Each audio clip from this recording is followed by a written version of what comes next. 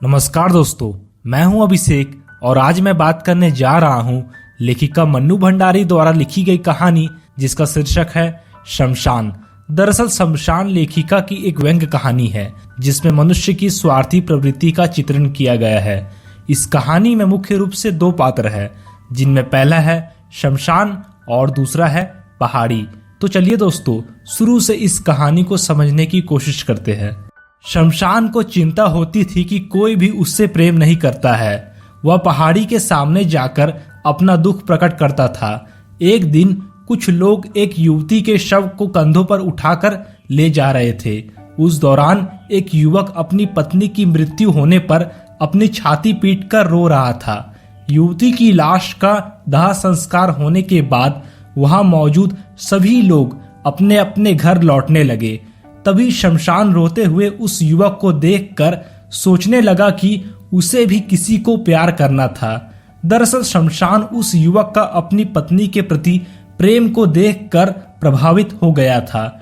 शमशान यह भी सोच रहा था कि वह युवक अपनी पत्नी के वियोग में अपनी जान दे देगा, पर ऐसा नहीं हुआ। फिर 2 साल बाद उस युवक की तीसरी पत्नी की लाश शमशान में आई।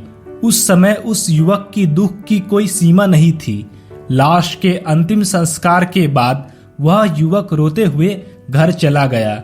उस युवक को रोते हुए देखकर शमशान भी रोने लगा।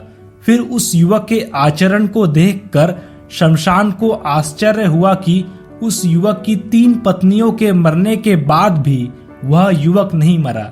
तभी शमशान को देखकर पहाड़ी हंसने लगी और फिर उसने शमशान से कहा कि प्रेम बड़ा विचित्र होता है।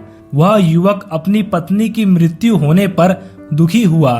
फिर वह युवक मर जाने के लिए तैयार भी हुआ, पर वह मरा नहीं। के बाद वह युवक अपनी 3 पत्नियों के मरने के बाद भी जिंदा रहा। इन सभी घटनाओं से यह पता चलता है कि मनुष्य अपने आप से सबसे अधिक प्रेम करता है। आखिरकार पहाड़ी की पूरी बात सुनने के बाद शमशान को शांति मिली। तो दोस्तों, इस वीडियो को लाइक और शेयर करके आप हमारा आत्मविश्वास बढ़ा सकते हैं और हमारे चैनल पर पहली बार आए हैं तो चैनल को सब्सक्राइब जरूर करें। धन्यवाद।